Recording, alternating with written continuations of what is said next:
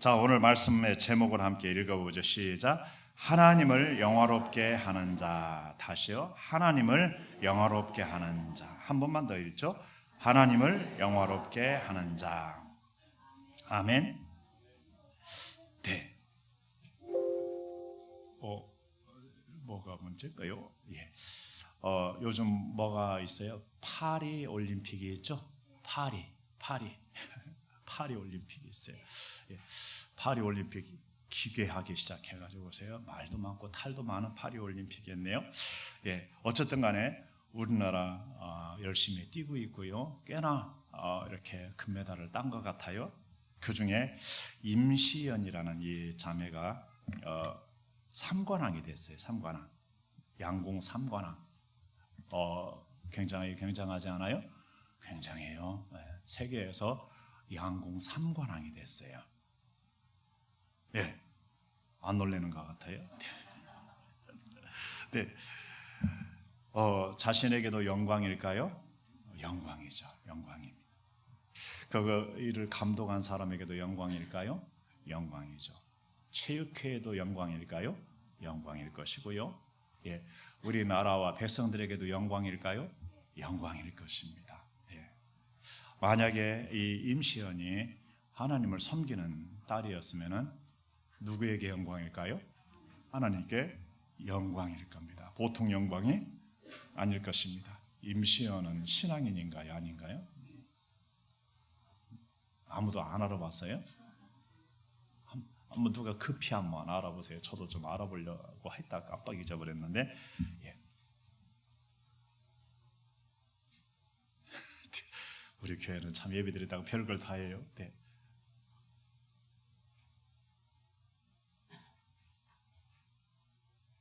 임시연 신앙 이렇게 치면 나올 거예요. 나왔어요? 안 나와요? 안 나오는구만요. 예.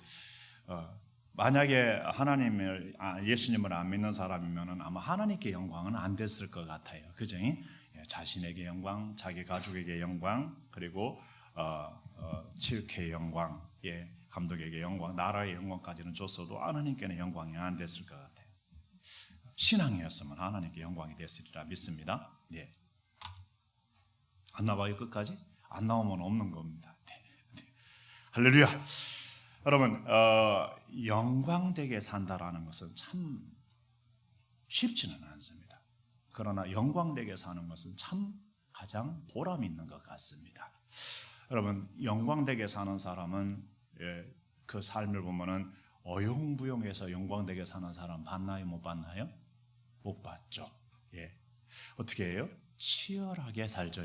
치열하게 삽니다. 치열하게 살아서 영광을 돌리게 해야 되네요. 뭐 양궁에서만 그러고 스포츠에서만 그러겠습니까?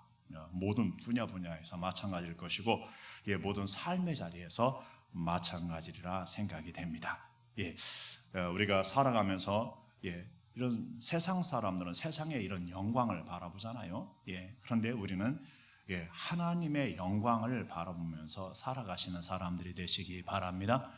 성경은 말씀합니다. 인생은 풀과 같다 그랬습니다. 그리고 그 영화는 뭐와 같다요? 풀의 꽃과 같습니다. 꽃은 떨어지고 풀은 시듭니다. 시들어 말라 없어지게 되죠. 세상 것은요, 아무리 대단해도요, 어떻게 돼요? 풀의 꽃과 같아요. 예, 그렇습니다. 우리 아무개 골프 선수 대단해요. 예, 영웅과 같죠. 근데 그 아버지도 그 영광을 받았었어요. 그 아버지가 그 딸을 그렇게 골프 유성에서 거기 컨트리 클럽이 있거든요. 예, 거기에서 이렇게 해서 하여튼간에 그렇게 해서 세계적인 선수가 되게 하는데 주역이었어요. 근데 그 아버님께서 또 탁 말아 드셨어요. 그리고 그 영광도 꼴까닥 이렇게 해 먹은 것 같아요. 참 안타깝죠. 네. 여러분 세상 영광은 그리 오래 가지 못해요. 박찬호 선수 막 야구 막 대단하잖아요. 근데 지나가니까 사람들에게서 잊혀져요, 안 잊혀져요? 잊혀져요. 모든 세상의 영광은요 잠깐 그때뿐입니다. 반짝하는 얼마 못 가는 향기 나는 꽃과 같지만은 나중에 꽃은 시들고 풀은 이렇게 사그라들게 돼 있는 것이 인생이죠.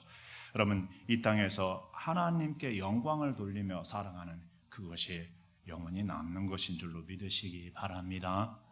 아멘. 아멘. 특별히 우리 신앙인들의 최고의 덕은 뭘까요? 하나님께 영광입니다. 먹든지 마시든지 하나님의 영광을 위하여 하라.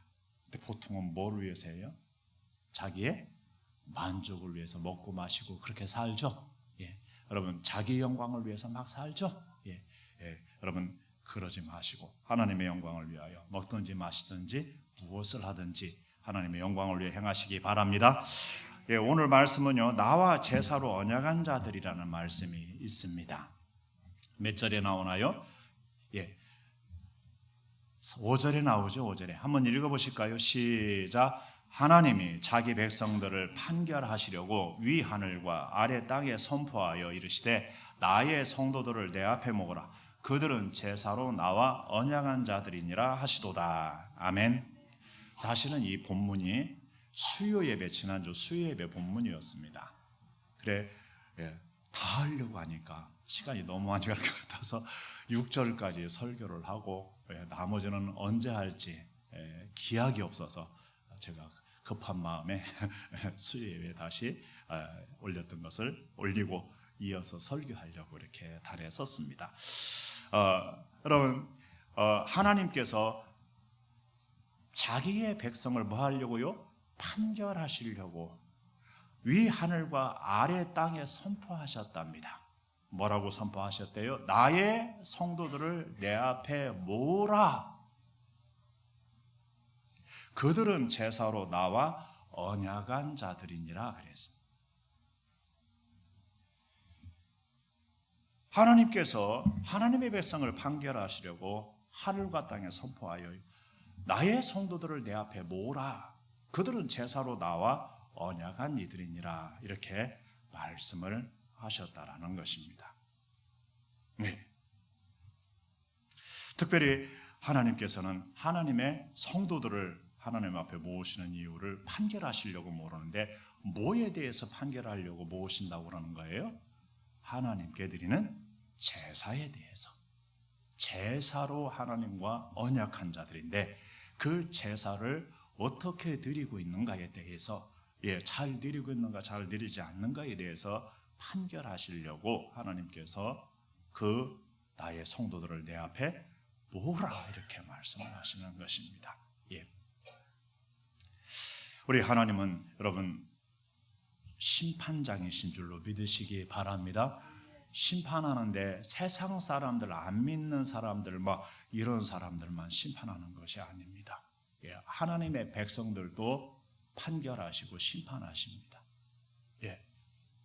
그래서 상 주를 자에게는 상을 주시고 칭찬할 자에게 칭찬을 하시고 그리고 책망할 자는 책망하고 뭐 심하면은 벌을 내릴 자에게는 벌을 내리시는 줄 아시기 바랍니다.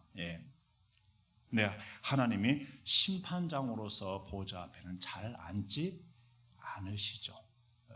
특별히 하나님은 인자하심이 크셔서 오래 참으시는 하나님이시기 때문인 줄로 믿으시기 바랍니다. 특별히 우리 예수님 안에서 이제 오늘날은 예수님께서 하나님 보좌 우편에서 중보하고 계시잖아요. 아멘입니까? 그래서 하나님 아버지께서 심판의 보좌에 앉기보다는 어디에 보좌에 잘 앉으신다고요? 은혜의 보좌에 앉으시는. 하나님의 보좌는 세 가지가 있다고 그랬죠. 기본적으로 통치의 보좌, 통치의 보좌가 있습니다. 그것을 성경에서는 하나님의 공의의 보좌라고 합니다. 하나님의 통치의 보좌는 공의가 그 기초다 그랬습니다. 하나님의 통치는 공의가 있는 줄 아시기 바랍니다. 심판의 보좌가 있습니다. 심판의 보좌, 판결의 보좌이기도 하고 최종적으로는 백보좌라고 되어 있네요. 신보좌, 어둠이 하나도 없는 빛이신 하나님이 모든 어둠을 꿰뚫어 오시는 그 역사로 심판하시는 자리 말입니다.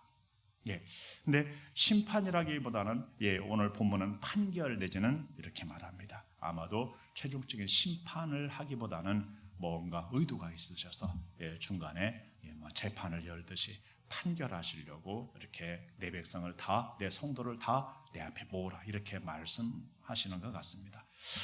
저는 종종 하나님께서는 역사 가운데 그렇게 하신다고 믿습니다. 세상을 향하여도 그렇게 하실 때가 있고요. 그리고 하나님의 백성들에 대해서도 그렇게 하실 때가 있습니다. 오늘 본문에서는 특별히 뭐에 대해서요? 하나님께 드리는 제사에 대해서 하나님이 하나님의 백성들을 판결하시려고 그 백성들을 하나님 앞에 모으신다라는 것입니다. 여러분, 예배에 대해서 하나님이 어떻게 여기시는지 하나님이 판결하실 때에 합당하시기를 주의 이름으로 축복합니다. 아멘. 자, 모든 성도는 누구와 언약한 자들이에요? 하나님과 언약한 자들이라 그랬죠. 구약 시대에는 모세의 율법을 기반으로 해서 율법으로 하나님과 뭐 한 거예요? 언약했습니다. 우리 신약의 시대에는 예수 그리스도께서 가져오신 하나님의 복음과 진리로 하나님과 언약을 한 언약 백성인 줄로 믿습니다. 아멘입니까? 언약입니다. 언약. 여러분도 부동산 할 적에 이렇게 거래할 때에 이렇게 계약서에 이렇게 하고 사인을 하고 서로가 도장을 찍어요, 안 찍어요? 찍죠. 그거 계약입니다. 약속입니다. 약속. 결혼할 때도 약속을 해요, 안 해요? 하죠. 그 약속입니다. 결혼 서약 그러잖아요. 서약 약속입니다. 약속이죠. 우리 인생은 거의 모든 것이 공개적으로 내지는 비공개적으로 약속에 기반합니다. 약속에. 그 약속이 신실하게 지켜지면은 그 좋은 만남들, 좋은 가정들, 좋은 사회를 이루고 좋은 나라와 나라 사이를 이루고 그러는 것입니다. 근데 그 약속이 번번이 깨지거나 약속을 어기는 사람들이 많아지면은 불신이라는 것이 자꾸 생기가 되고 그것이 많은 문제를 야기하게 되죠. 그런 부분에서 약속입니다. 그래서 하나님은 일반적으로 약속을 신실하게 할 것을 요청하고요. 약속을 했으면은 하나님과의 약속은 물론이거니와 사람과의 약속을 어떻게 하기를 원하시나요? 지키기를 원하십니다.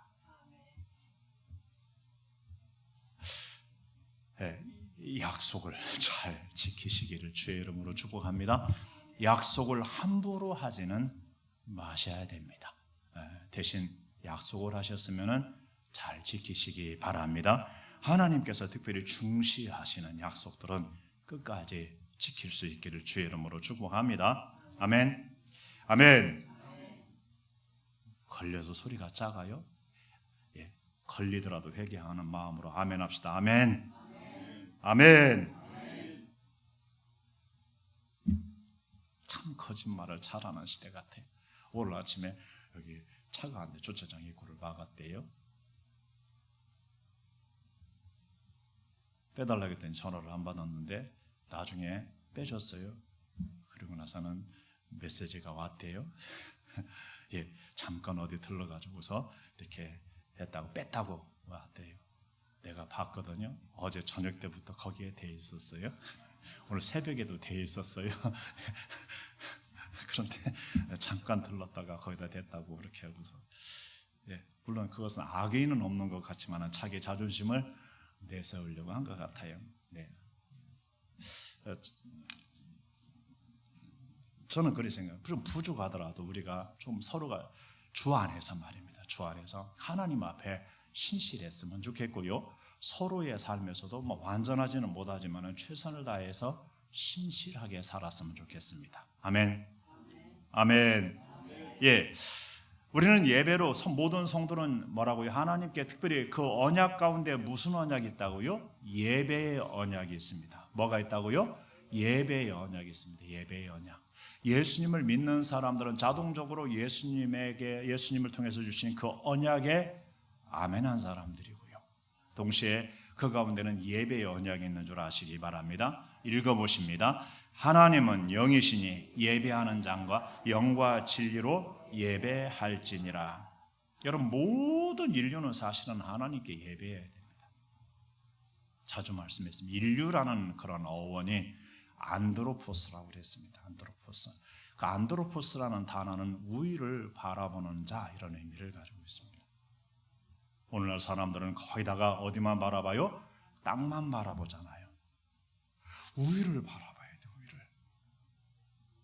느부갓네살왕이 세계 제국을 이루고 옥상에 서 있다. 내가 할 적에 그가 우둔하게 되어지고 왕위에서 쫓겨나서 짐승들과 같이 살면서 들에서 풀을 뜯어먹고 이슬을 맞으면서 여러 날 지내다가 어느 날 눈을 들어서 우위를 쳐다봤죠. 하늘에 하나님을 바라본 겁니다. 그러자 그 지혜가 다시 돌아오고 왕위를 회복하여서 그 이후부터는 위에 누가 계심을 알았어요? 하나님이 계심을 알았고, 자기가 그 위에 서게 된 것은 비천한 존재이지만 하나님이 거기에 세워서 거기에 선 것을 깨닫게 되고 그것을 고백하게 되는 내용이 나옵니다. 여러분, 세상에 내노라는 사람들이 많죠. 그들은 자기들이 잘나서 그런 줄 알지만 그렇지 않습니다. 하나님께서 뜻과 섭리가 있어서 세워서 거기에 그 역할을 하고 있는 것이죠. 네. 인류는요, 땅만 쳐다보고 살면 안 되는 겁니다. 하늘에 하나님을 바라보도록 하나님이 섭리하신 줄로 믿습니다. 크리스찬은 당연히 하나님을 예배하는 언약이 그 가운데 들어 있습니다. 아멘입니까? 아멘. 다시 읽어볼까요? 하나님은 영이시니 예배하는 자가 영과 진리로 예배할지니라. 밑에도 읽어볼까요? 아버지께 참되게 예배하는 자들은 영과 진리로 예배할 때가 오나니 곧 이때라. 아버지께서는 자기에게 이렇게 예배하는 자를 찾으시느니라. 아멘. 여러분, 우리는 예배로 하나님께 언약한 자들입니다. 예배의 성공자들이 되시기 바랍니다. 아멘. 자, 제사로 언약한 자들, 구약시대는 뭐예요? 제사잖아요. 제사. 제물을 직접 갖다가 어떻게 하는 거예요? 잡아가지고서 막 각을 떠거나 막 이렇게 해가지고서 드리는 거예요. 제사로 언약, 제사. 모두는 그 제사의 언약에 의무가 있고요. 제사의 언약을 맺은 거예요. 우리 오늘 본문에 대해서는 제사, 오늘날 치면은 예배에서 제물에 대한 영역을 말씀을 하시네요. 한번 읽어보십니다. 시작. 내 백성아 들을지어다. 내가 말하리라. 이스라엘아 내가 네게 증언하리라. 나는 하나님 곧 내 하나님이로다. 나는 내 제물 때문에 너를 책망하지 아니하리니 내 번제가 항상 내 앞에 있음이로다. 아멘. 이때에 하나님께서는 이스라엘 백성들에게 뭐라고요? 판결을 하시는데, 네 재물 때문에는 너를 책망하지 않겠다. 네 번제가 항상 내 앞에 있음이로다. 이스라엘 역사를 보면은요, 번제가 항상 하나님 앞에 있도록 되어졌습니다. 상번제라 해서 아침과 저녁에 꼭 하나님께 제사를 드리도록 했습니다. 그 절기를 따라서 드리고요, 또 안식일을 따라서 드리고요. 그 제사가 여러, 또 개인들이 또 이런저런 이유로 인하여서 화목제물도 드리고 뭣도 드리고 죄의 속죄제물도 드리고 여러 드리는데, 그 제사가 끊어지지 않았죠. 않도록 하셨습니다. 그런데 실제로는 그렇게 제사가 계속해서 이어지지는 못했음을 보게 됩니다. 이런저런 이유로. 어떤 왕이 들어서면 북이스라엘은 우상 숭배를 이렇게 강요하고 우상 숭배를 하는 나라로만 만들어가지고요. 남유다도 수많은 우상 숭배를 하고 타락하면서 말입니다. 또 이런 왕 저런 왕이 들어서 가지고서 막 그런 일을 했습니다. 그래서 그 역사 가운데 제대로 하나님 앞에 번제와 상번제와 제대로 절기의 이런 제물과 그리고 일상의 그런 제물과 헌신들이 제대로 드려진 적이 그리 많지 못합니다. 그래도 다윗 때에는 꽤나 잘 드려지는 때겠죠. 어쨌든 간에 그런 면에서 하나님이 제물로는 책망하지 않겠다. 네 번제가 항상 내 앞에 있음이로다. 여러분, 하나님께 드리는 제물의 영역에서 하나님의 책망이 없기를 바랍니다. 하나님의 제물로는 너를 책망하지 않겠다. 이렇게 네가 항상 네 번제가 항상 내 앞에 있기 때문이다. 이렇게 말할 수 있기 때문입니다. 하나님은 한마디 더 말씀을 하십니다. 내가 네 집에서 수소나 내 우리에서 수팀소를 가져가지 아니하리니 이는 살림의 짐승들과 무산의 가축이 다 내 것이며 산의 모든 새들도 내가 아는 것들 짐승도 들의 짐승도 내 것이므로다. 내가 가령 주려도 내게 이르지 아니할 것은 세계와 거기에 충만한 것이 내 것이므로다. 내가 숫소의 고기를 먹으며 염소의 피를 마시겠느냐 그랬습니다. 참 묘한 말씀이죠. 하나님께서 드리라 했어야 안 했어요? 드리라 했죠. 그런데 여기에는 이런 말씀을 하셨습니다. 앞에서는 항상 네 번제가 내 앞에 있어 네 재물에 대해서는 내가 책망하지 않겠다 했는데 뒤에 가서는 9절에서 13절에서 이와 같이 말씀하십니다. 하나님께서 뭔가 꼬여서 그럽니다. 뭔가 꼬여서. 하나님 삐치는 거 아시나요? 하나님 삐치면 큰일 납니다. 하나님은 어지간해서 삐치나요? 안 삐치나요? 안 삐치. 삐쳤다면 죄송해요. 삐쳤다는 말은 너무 그렇고.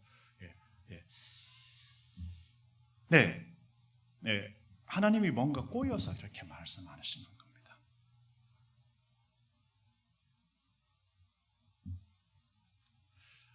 이 한 절 이제 더 나가면 51절 보면은요, 다윗이 그런 고백을 하나님이 제사를 원했으면 자기가 드렸을 거라는 거예요. 근데 하나님은 그 제사를 원하지 않고 상한 심령에 통회하는 상한 심령을 원한다.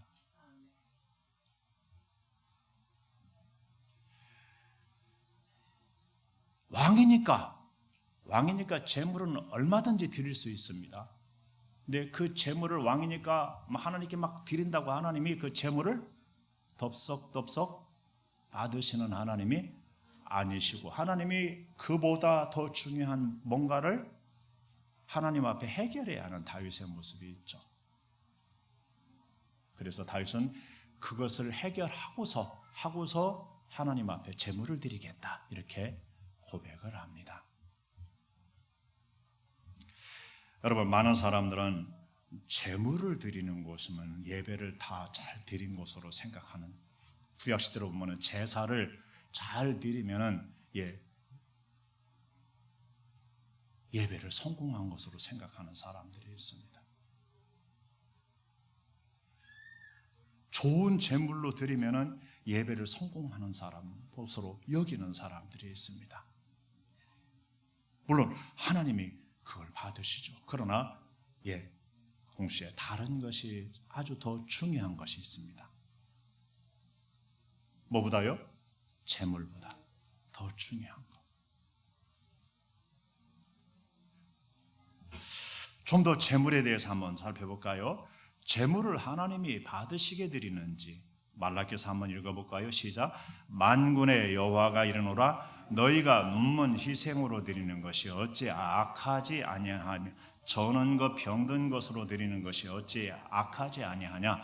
이제 그것을 너희 총독에게 드려보라. 그가 너를 기뻐하겠느냐 너를 간합하겠느냐. 말라기서는 두 가지를 얘기해요. 10의 1조를 안 드렸기 때문에 온 땅에 저주가 임하였다라고 하시고요, 도둑이라고 합니다. 도둑. 그렇게 표현합니다.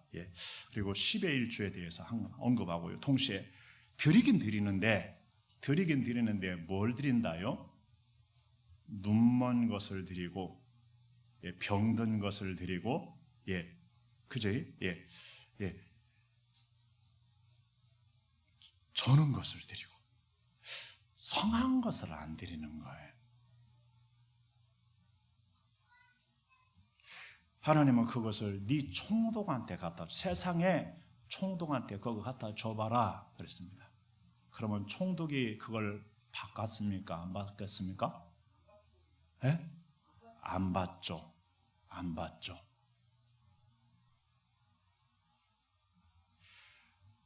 예배의 태도에 대해서 문제를. 예배가 태도가 그릇되면은요, 재물도 뭐 한다요?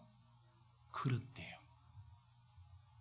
예배 드리는 자의 중심이 그릇되면은 드리긴 드려도 드리는 재물도 문제가 되고 드리는 모든 것이 다 문제가 되는 거예요. 드리는 찬양도 문제가 되고 드리는 모든 예배가 다 문제가 되는 거예요. 예배의 태도가 그렇게 중요해요. 인생에서도 태도가 그렇게 중요해요. 여러분, 사람의 그 태도가 바뀌어야 하거든요. 근데 태도를 못 바꿔서 그렇게 살아가는 사람이 너무 많아요. 여러분, 크리스찬이 되면은 태도를 바꿀 수 있으면 좋겠어요. 좋은 태도로 말입니다. 아멘. 아멘. 그래서 하나님이 주시는 복을 하나님으로부터 듬뿍 받고요. 막 은혜를 받고 막 사랑을 받고 막 그랬으면 좋겠고요. 사람과 사람 사이에서도 하나님 안에서 주시는 그 은총의 축복의 세계를 받았으면 좋겠고요. 그 사랑을 듬뿍 받았으면 좋겠고 그 복도 받았으면 좋겠어요. 태도가 너무너무 중요하거든요. 태도가 불손한 사람은 어떻게 될까요? 스스로가 복을 차버리고 축복의 문을 닫아버리는 거예요. 사랑을 스스로가 걷어 차는 거예요. 막 태도가 너무너무 중요한 거예요.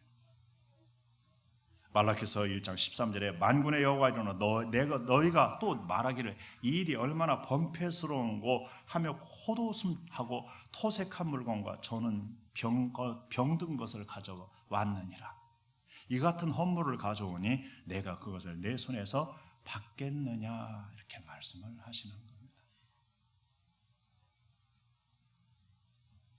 바꿨어요? 못 바꿨어요? 안 바뀌었죠. 구약 성경 보면은요, 가인과 아벨의 제사가 있습니다.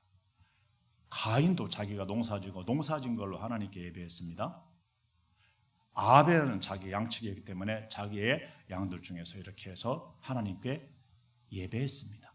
그런데 하나님은 가인과 그 제물은 연락하지 않았습니다. 그리고 아벨과 그 제물은 연락했습니다. 여러분, 하나님께 드린다 해서 다 하나님이 즐겨 받으시는 것은 아니고요. 하나님께서 도저히 받을 수 없는 제물이 있습니다. 그것은 그 제물 자체의 문제도 있겠지만 제물 자체 문제의 제물을 드린 자의 문제이죠. 그래서 하나님께서 가인과 제물을 물리친 것은 가인 자체가 문제였기 때문입니다.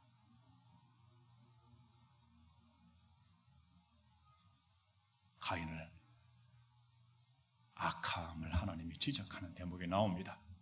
히브리서에서는 믿음으로 드리지 않았다라고 표현을 하고 있습니다. 사실은 정확하게는 아벨이 가인보다 더 나은 제사를 하나님께 드렸다고 합니다. 믿음으로 말입니다. 믿음으로.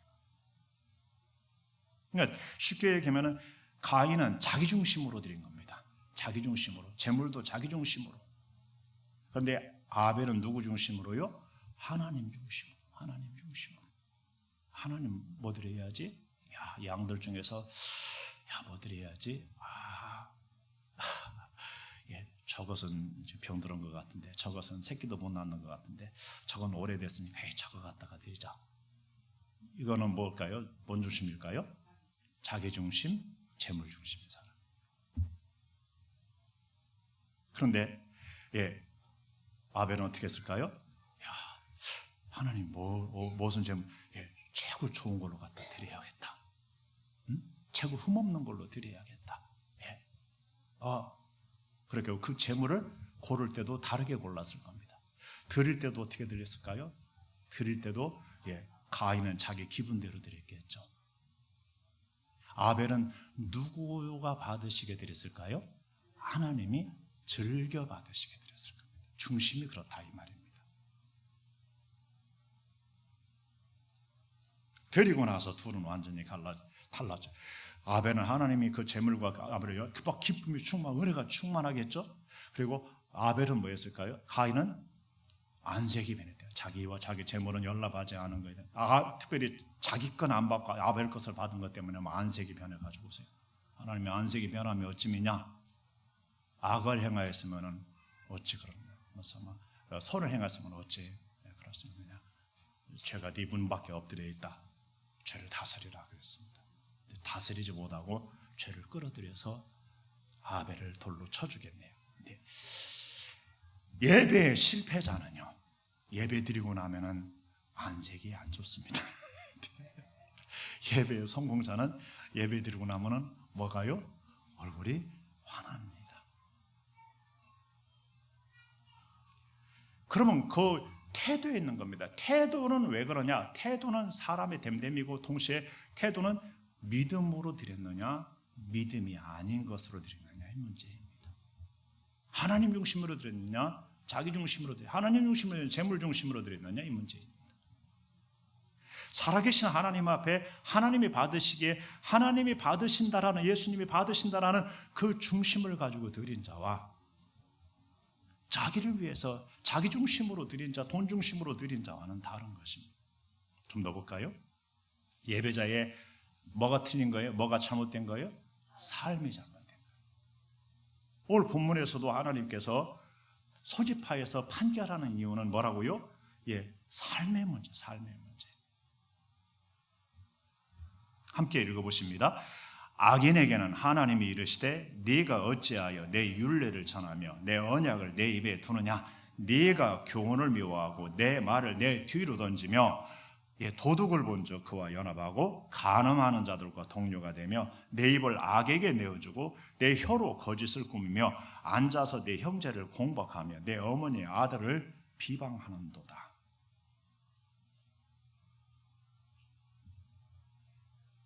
하나님의 말씀을 전하고 언약을 그 입에 두었는데 사실은 하나님의 교훈을 미워하고 그냥 미워한대요. 미워하고 하나님의 말씀을 뒤로 던진 사람들로 사는 거예요.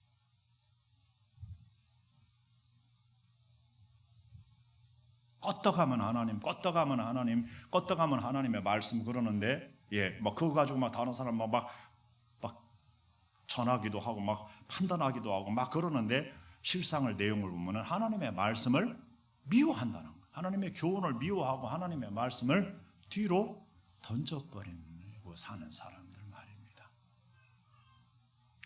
도둑을 본 적 연합하고 간음하는 자의 동료가 되고 입을 악에게 내어주고 거짓으로 이렇게 꾸미고 그리고 형제를 공방하고 비방하고 어머니의 아들들을 비방하고 하나님의 말씀을 완전히 뒤로 째켜버린 사람들. 그러면서도 겉으로는 뭐예요? 율례를 전하고 하나님의 말씀을 언급했었고 말입니다. 그런 사람들 말입니다. 그들을 하나님은 뭐라고 한다고요? 악인이라 합니다. 뭐라고 한다고요? 악인이라 합니다. 여러분, 크리스찬으로서 하나님과 예배의 언약을 맺은 자들은 이 악인이라 칭함받으면 곤란한 줄 아시기 바랍니다. 악을 모양이라도 성경은 버리라 했습니다. 여러분, 악을 모양이라도 버릴 수 있기를 바랍니다. 좋은 것을 택할 줄 아시기 바랍니다. 예수님의 표현대로 치면은요, 예수님의 이름으로 이것도 행하고 저것도 행하고 막 귀신도 내쫓고 능력도 행하고 막 그랬는데 뭐 한 거예요? 아버지의 뜻대로 살지 않은 자들에 대해서 말씀했죠. 바리새인들을 얘기했습니다. 그러면서 바리새인들이 그들이라는 거예요. 그래서 바리새인 네 의가 바리새인 의보다 낫지 못하면 결단코 천국에 들어가지 못할 거다 그러셨습니다. 여러분, 그러나 말씀을 행하면서 말씀을 전하고 가르치고 그 사람은 진짜인 줄로 믿습니다. 아멘입니까? 그게 중요합니다. 중요합니다. 그러는 가운데 재물 드리는 재물도 아마 온전하고, 재물이 아무리 온전하다 해도 이렇게 살아가면은요, 그 재물은 하나님이 받을 수가 없게, 이런 사람이 드리는 재물은 못 받겠죠. 여러분 바꿨어요? 안 바꿨어요? 안 바꿨잖아요. 네. 회개의 재물은 혹시 모를까? 예. 그래, 그런 부분에서 우리는요, 이 모순을 우리가 없애야 됩니다. 하나님께 예배를 드리는데 악인으로서 예배를 드리면 안 됩니다. 하나님의 말씀을 언급하는데 자신이 하나님의 말씀을 등 뒤로 던진 삶을 살아가면서 하나님의 말씀을 가지고 어쩌고 저쩌고 해서만은 안 되는 것입니다. 모순입니다. 예수님은 그것을 외식이라고 했네요. 한마디에 하나님은 더 하십니다. 네가 이 일을 행하여도 내가 잠잠했다 그랬습니다. 하나님이 가만히 계셨다 이 말이에요. 그런데 급기야는 뭐라고요? 네가 나를 누구 같은 줄로 알았다요? 너 같은 줄 알았다. 네가 나를 너와 같은 줄로 알았다. 생각했다 그랬습니다. 뭐예요? 하나님을 극히 격하시킨 거예요. 하나님을 하나님으로 여기지 않고 하나님을 자기와 같은 것으로, 그것도 타락한 자기, 그 자기와 같은 줄로. 여러분, 우상숭배는요, 하나님을 섬겨야 할 자리에 다른 것을 섬기거나 자기가 앉아 있는 것입니다. 그런데 사람들은 어떤 우상을 섬기는 줄 아십니까? 자기의 수준에 자기에게 맞는 우상을 선택합니다. 자기가 만드는 겁니다. 이게 하나님이요 하고 만드는 것입니다. 이게 예수님이 하고 만드는 것입니다. 그래도 괜찮아. 사실은 이 악인들이 섬기는 하나님은 하나님이 아닌 거죠. 우상인 겁니다. 우상인 겁니다. 많은 사람들이 하나님을 격하시킵니다. 우상 수준으로 격하시키거나 자기 수준으로 격하시킵니다. 저는 비교 종교학을 이렇게 배우면서 탄식을 했습니다. 감히 하나님을 다른 종교의 그런 것들과 비교하여서 논한다라는 것 자체가 불경건으로 생각했습니다.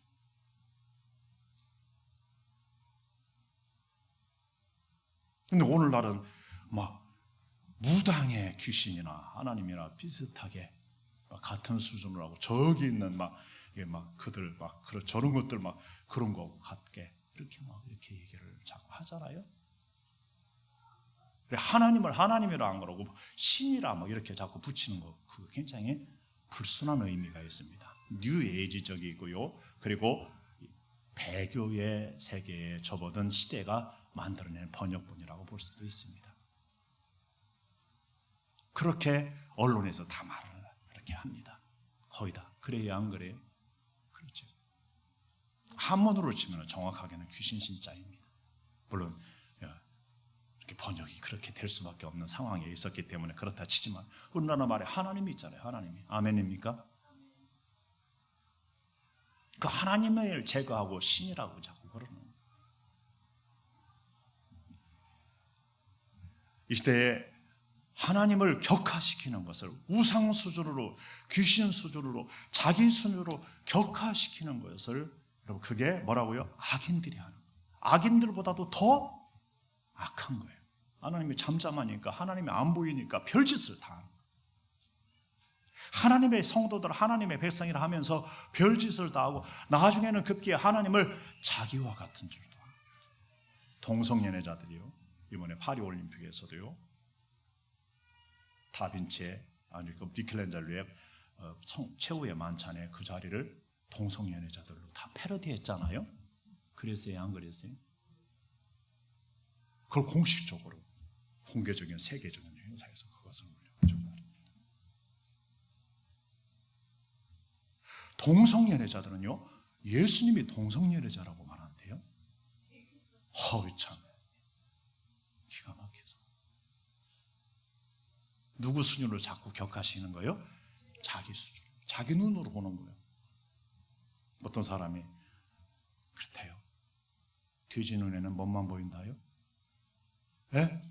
먹을 것만 보이고 돼지만 보이는 거예요.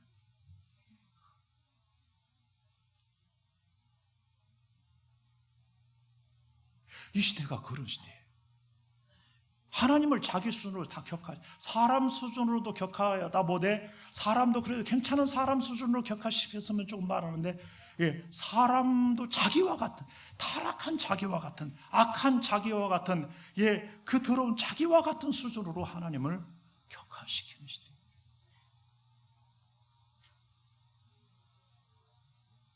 그걸 쳐다보는 크리스찬들의 눈만 껍벅하고 있는 거예요.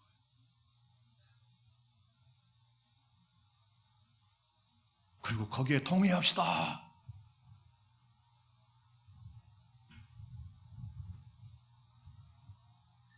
물론 하나님은 그들도 사랑하지만 그들이 그 상태로 있는 것을 용납하지는 않으시는 줄 아시기 바랍니다. 회개하고 돌아와야죠. 하나님께서 말씀합니다. 내가 너를 책망하여 내 죄를 내 눈앞에 낱낱이 드러내리라. 하나님 이 말씀은 굉장히 무섭습니다.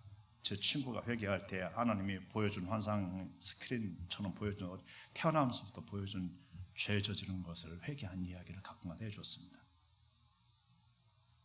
토요일 저녁 9시부터 시작된 집회에서 12시까지 쫓겨날까지 회개하고 다음날 새벽 예배 때 이렇게 주일날 새벽이겠죠? 이렇게 해서 회개하게 하고 합니다.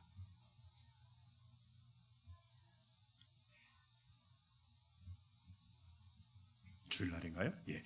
하여튼 그런 부분에서 그렇습니다. 여러분, 하나님 앞에 죄악을 낱낱이 드러낼 수밖에 없는, 하나님 앞에 서면 다 드러날까요? 안 드러날까요? 드러납니다. 벌거벗은 것처럼. 하나님의 말씀은 살아있고 운동력이 있어 좌우에 날섬검과 같아 관절과 골수, 혼과 영을 찔러 쪼개기까지 한다 그랬습니다. 그 앞에, 그분 앞에 뭐라고요? 모든 것이 벌거벗은 것처럼 다 드러납니다. 예수님 앞에 바리새인들의 외식이 어떻게 다 드러났을까요? 아니라 벌거벗은 것처럼 다 드러납니다. 회칠한 무덤처럼, 평토장한 무덤처럼, 겉으로는 거룩한 척하고 하나님 말씀 언급하고 말입니다. 대단한 것처럼 이렇게 했는데 사람들이 막 존경하고 그랬는데 예수님은 그 속을 들여다보니까 회칠한 무덤, 평토장한 무덤 속에 시체가 썩는 냄새가 드글드글한 것과 같이 모든 죄악과 부패한 것들이 속에 가득한, 탐욕이 가득한. 22절에서 그런 말씀합니다. 하나님을 잊어버린 너여 이제 이를 생각하라. 그렇지 않으면 내가 너를 찌질으니 건질 자가 없으리라 그랬습니다. 그들을 향하여서 뭐라고요? 그 악인들을 향하여, 그 외식하는 자들을 향하여 뭐라고 한다고요? 하나님을 잊어버린 자들이, 하나님을 잊어버린 자들. 이거 생각해라. 그렇지 않으면 너희를 찢을 것이다. 찢을 것이니 건질 자가 없으리라.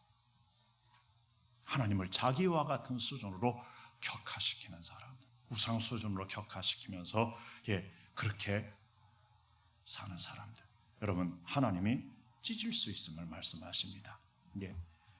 이런 말씀을 하신 적이 있습니다. 화시설진저 외식하는 서기관들과 바리새인들이 너희가 박하와 회향과 근처의 10의 1조는 드리되 율법에 더 중한 바 의와 인과 신은 버렸도다. 그러나 이것도 행하고 저것도 버리지 말아야 할지니라. 아멘입니까? 이들은 근처 뿌리 식물까지 다 10의 1조를 드렸습니다. 그런데 뭘 버렸더라요? 의와 인과 믿음은 버렸습니다.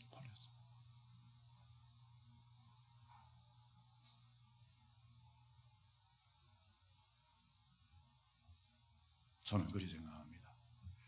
이들은 재물 중심의 사람입니다. 재물 중심의 사람.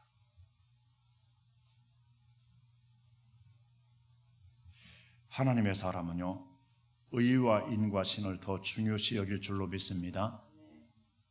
동시에 10의 1조도 버린다 버리지 않는다요? 버리지 말아야 됩니다. 예수님은 이들을 향하여 하루살이는 걸러내고 낙타는 삼키는 자들이다 그랬습니다.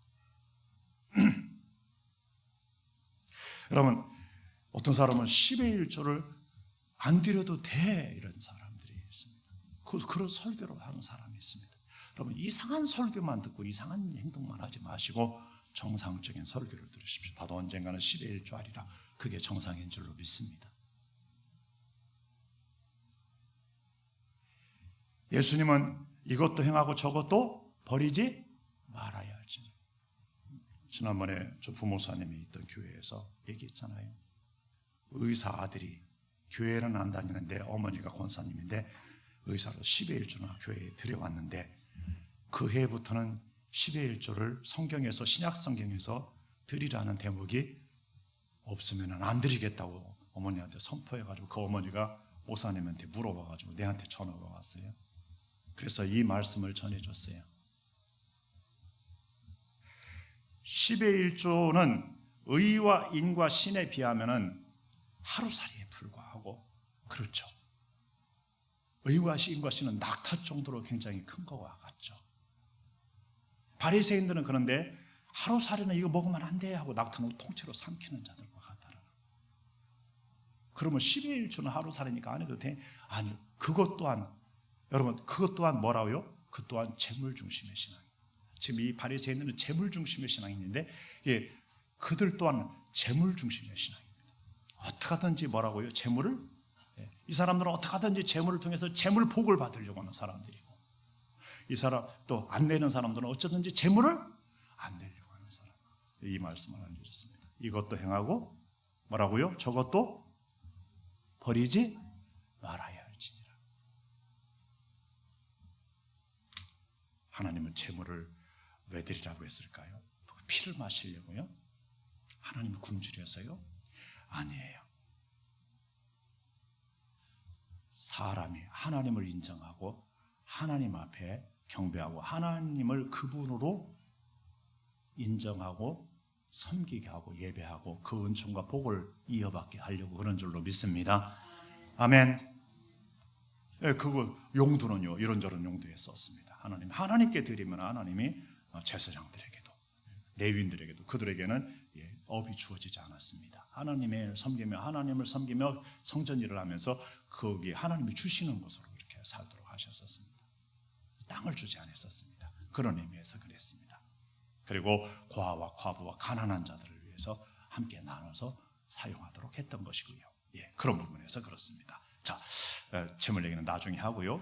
함께 읽어볼까요? 하나님의 성령을 근심하게 하지 말라. 그 안에 너희가 구원의 날까지 인침을 받았느니라. 여러분, 하나님 근심시키지 마시기 바랍니다. 예배에서 하나님을 근심하게 하는 자 되지 마시기 바랍니다. 예배는 기본 정신이 뭐예요? 하나님을 기쁘시게 하는 것입니다. 아멘입니까? 하나님을 영화롭게 하는 자. 다 같이 읽어볼까요? 하나님을 영화롭게 하는 자. 좀 더 생각해 봅니다. 예, 이다빈이라는 사람은 태권도 동메달을 땄습니다. 그가 인터뷰하면서 이런 말을 한 걸로 알고 있습니다. 감독을 실망시키지 않으려고 최선을 다해, 연습 때도 최선을 다하고 할 때도 최선을 다했대요. 이 삐약이라고 하는 신유민, 인기가 탑이죠. 그래야 안 그래요? 에너자이저 같아요. 항상 막 밝아요, 기뻐요. 그래요? 그래요. 예. 네. 그리고요, 태국 선수인데요. 한국인 태권도 감독 밑에서 올리면 두 번째 금메달을 거는 것 같아요. 그리고 나서는 감독 앞에 얼싸안고 폭풍 눈물을 흘렸고요. 절 받으세요 하고 감독에게 절했대요. 근데 이번에 이 자매가 테니스 금메달을 땄어요. 근데 금메달을 따고서 바로 폭로를 했어요.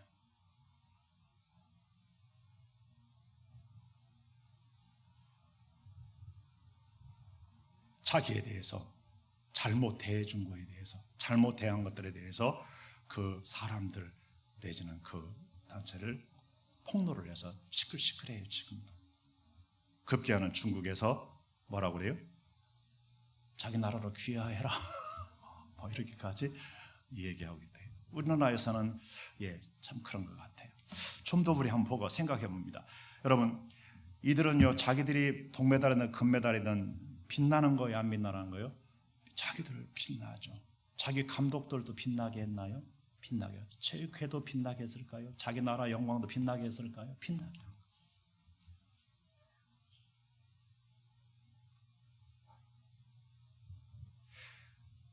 하나님께 영광했으면 더 좋았겠죠.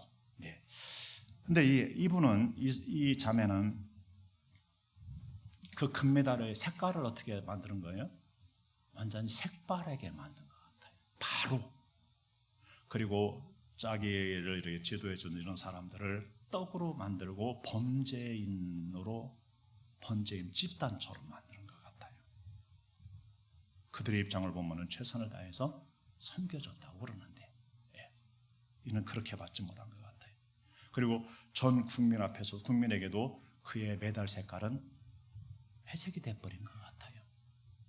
금색이 아닌 것 같아요.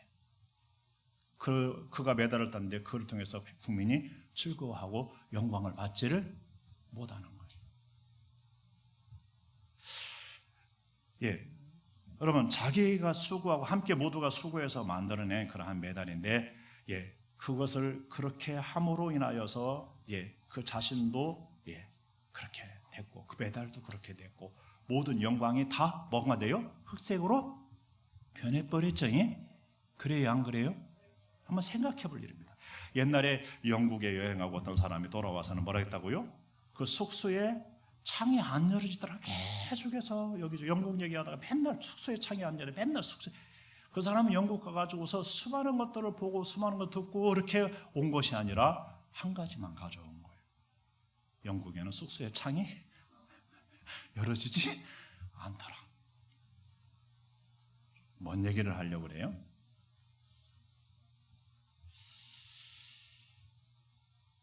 여러분, 이들이 이 자리에 갈 때까지 얼마나 고된 훈련을 받았고 얼마나 힘든, 얼마나 또 감독이나 이런 사람들이 밀어붙이기도 하고 이끌기도 하고 도와주기도 하고 얼마나 그랬겠습니까?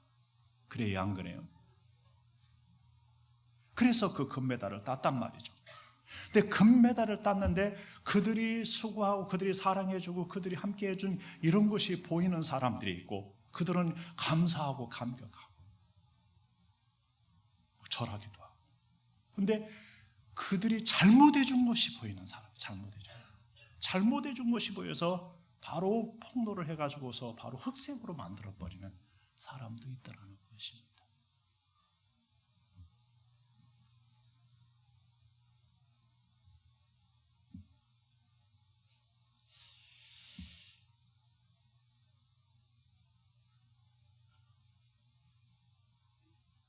함께 읽어볼까요? 시작. 감사로 제사를 드리는 자가 나를 영화롭게 하나니 그의 행위를 옳게 하는 자에게 내가 하나님의 구원을 보이리라. 아멘. 하나님은요, 하나님께도 그런 사람이 있다는, 하나님께도 하나님이 주신 은혜에 감사하고 감격하고요, 하나님 함께 하시는 감사하고 하나님 도우시는 감사하고 하나님 막 그걸 감사하는 사람, 감사. 근데 어떤 사람은요 불평과 원망으로 그렇죠. 이번에 그 부흥에서 순례 갔다가 박아무개 작가 이야기, 자기 아들이 아마 안 좋게 죽었는가 봐요. 그가 아마 그걸 가지고 막 하나님 앞에 막 원망하고 항의하고 막 수많은 막 정신적인 문제도 막 하고 그러다가 나중에 막 수녀원에 어딘가 들어가 가지고서 하다가 거기서 막 수녀들이 잘해주는 거 깨닫고 막 그러다가 어느 날 밥 먹어라, 막 밥이 되어라 이 소리에 감격해가지고 나왔다고 그래요. 저는 그 이야기를 들으면서 참 오늘날 그런 사람들이 적지 않구나 그런 생각을 해봤어요. 여러분에게 아까 간증했는데 제가 서울의 신일교회 다닐 적에 거기에 멋진 성가대 대장이 있었어요. 성가대가 나오신 청년들 성가대 70명 성가대 50명에서 70명 평상시는 50명, 특별한 때는 70명. 근데 그분이 활을 만드는 회사의 사장님이셨어요. 예쁜 딸, 그 당시에 한 5살 예쁜 딸을 데리고 다녀요. 그 아내와 더불어서. 그러다가 속초 양양으로 수련회 가가지고서 거기서 이제 자기 간증을 하는데 그런 딸이 똑같은 딸이 있었다는 거예요. 근데 어느 날 심심할 때 병원에 이렇게 데려갔는데 원인을 잘 모르는데 심심할 테니 그냥 불치병이라고 하더래요. 그래서 자기는 간병을 하고 아내는 간호원을 기도원에 가서 하나님께 부르시 기도하는데 그냥 아이가 죽었어요. 죽어가지고 뒤에 트렁크에다 차에다 태워가지고 가면서 그는 하나님 앞에 울면서 피도 안 오는데 앞을 막 가려가지고 울면서 감사했대요. 그 아이를 주셔서 그 5년 동안인가 그 세월을 기쁨으로 살게 하고 이렇게 살게 하신 하나님 감사합니다 하고 이렇게 하면서 울었대요. 그리고 더욱이 가가지고 애기라고 혼자 못 들어가고 어떤 할머니와 더불어서 함께 공간은 나눴겠지만은 이렇게 해서 같이 화장을 벽자에서 했다는 거예요. 그 화장되는 동안에 무릎 꿇고 하나님께 그 기도를 드릴 때 감사하다고 울면서 그랬더니 똑같은 딸을 하나님이 하나 더 줬다고 그 딸에 대한 간증을 그렇게 하는 거예요. 얼마나 밝은지요. 근데 이제 아내가 큰일 났죠. 아내가 이제 죽은 거 알으면 큰일 나는데 그래서 기도원에 올라가서 무거운 마음으로 아내에게 입을 열었는데 아내가 벌써 입을 열기 전에 왜 왔는지 알더래요. 어젯밤 몇 시쯤에 그랬죠. 딸아이가 환한 얼굴로 건강한 모습으로 흰옷을 입고 천사들과 함께 하늘로 올라가는 거 봤어요. 하나님이 보여줬어요. 그러더라는 거예요. 여러분 하나님이 5년 동안 주셔서 예쁘게 잘 키우게 한 거에 대해 그리고 예쁘고 기뻐하며 살게 한 거에 대한 감사를 드리는 자가 있는 말 난리 뒤집어지는 자가 있어요? 없어요? 있어요. 여러분 태도입니다. 하나님의 주권, 하나님이 행하시는 주권. 여러분 예수님이 행복하게 돌아가셨나요? 최악으로 비참하게 돌아가신 거예요. 하나님의 사람들이 여러분 다 선하게 막 이렇게 아니에요. 막 이 사람 저 사람에게 얼마나 많이 막 그렇게 하고 저렇게 막 찢겨주고 십자가 달려주고 그랬는지 몰라. 예수님의 제자들이. 서리아에 요한 사도는 끝까지 갔지만 요한 사도 기름에 넣었는데 안 죽어서 죽이려다 안 죽여서 그냥 살려줘서 그렇게 됐다고 하는 설도 있어요.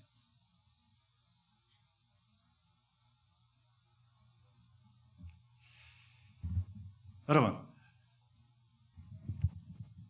인생에서요 원망을 하자면은요 자기에게 안 해준 거 자기에게 기도 안 들어준 거 내지는 자기 소원대로 안 하자면은 산더미처럼 많아요. 아까 운동 산더미처럼 많을 거예요.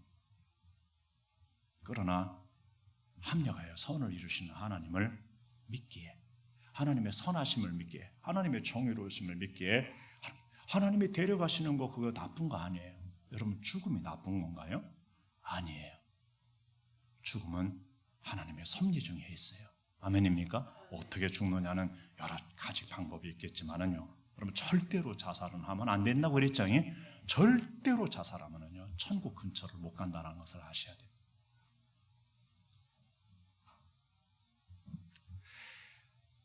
감사로 제사를 드려. 감사가 빠진 제사는 제사가 아닌 거예요. 하나님을 기쁘시게 하는 제사, 영화롭게 하는 제사가 아닌 거예요. 이스라엘 백성은 뭐가 문제인 거예요? 감사로 제사를 안 드리는 것이 문제였어요. 감사가 나오겠어요? 그런 상태인데 안 나오죠. 속에 악이 있고 죄가 있고 막 드글드글한데 말이에요. 네, 여러분 감사로 제사를 드리십시오. 예, 그 하나님을 영화롭게 하는 줄로 믿습니다.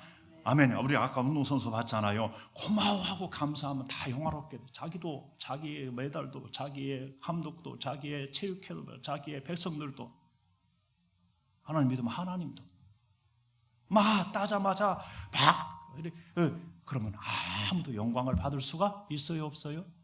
없어요.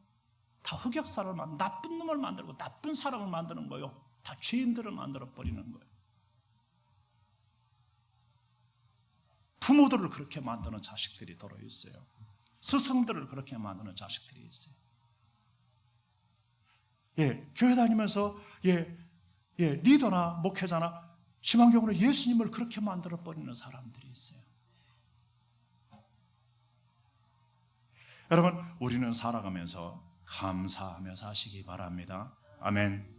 그 행위를 옳게 하는 자, 악한 행위를 하지 말고 행위를 옳게 하는 자, 그들에게 하나님은 이 감사하며 제사를 드리는 자, 하나님을 영화롭게 하는 자들을, 행위를 옳게 하며 살아가는 자들을, 그들을 향해서 그들이 위기 때 구원해 주시는, 그들을 돌봐주시는, 그들을 지켜주는 거예요. 환난 날에 나를 부르라, 내가 너를 건지리니 그가 나를 영화롭게 하리라 했어요. 아멘입니까? 밑에 말씀 읽어볼까요? 시작. 감사로 제사를 드리며 지존하시는 이에게 내 서원을 갚으며 환난 날에 나를 부르라, 내가 너를 건지리니 네가 나를 영화롭게 하리라. 위에도 읽어볼까요? 감사로 제사를 드리는 자가 나를 영화롭게 하나니 그의 행위를 옳게 하는 자에게 내가 하나님의 구원을 보이리라. 아멘. 여러분, 감사해요. 감사. 예배의 기본 태도가 뭐예요? 하나님을 기쁘시게 하는 거예요. 아멘. 하나님을 기쁘시게 위해서 기꺼이 나를 희생해서, 성경은 산 제물로 우리를 드리라 그랬네요. 아멘입니까? 산 제물, 거룩한 산 제물. 하나님이 기뻐하시는 제물과 같이 나를 하나님의 기뻐하심으로 드려가는 것이 무슨 예배라고요? 영적 예배예요.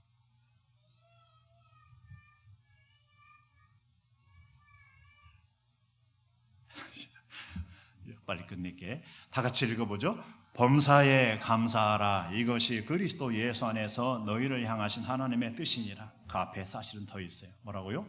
항상 기뻐해라, 쉬지 말고 기도해라.